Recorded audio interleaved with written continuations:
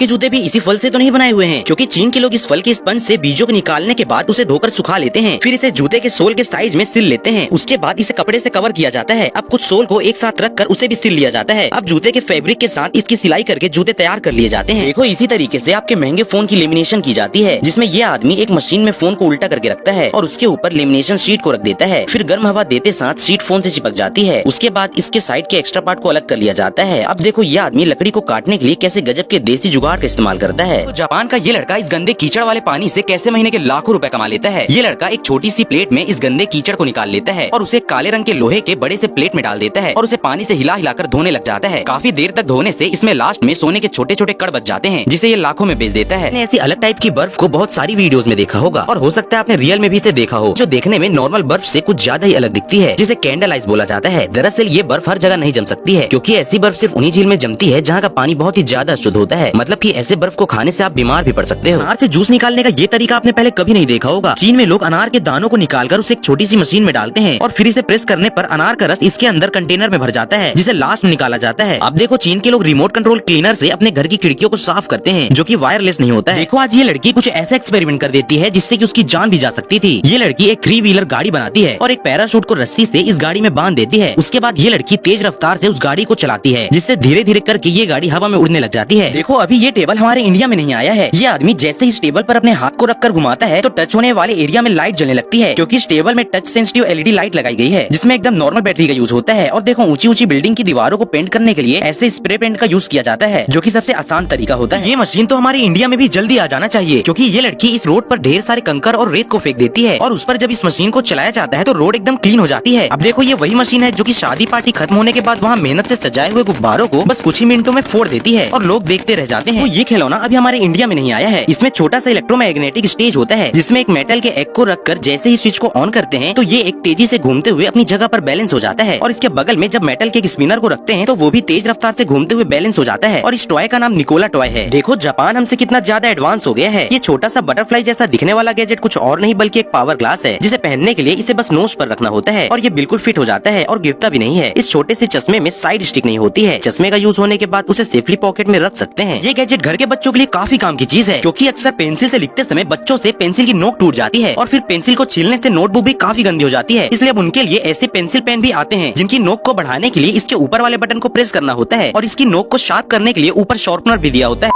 कभी भी इस गजब व्हाट्सएप चैनल को इग्नोर मत करना, क्योंकि इसको फॉलो कर आप करोड़पति बन सकते हैं और साथ ही दुनिया की हर अद्भुत जानकारी और हर महीने गजब चीजें जीत सकते हैं।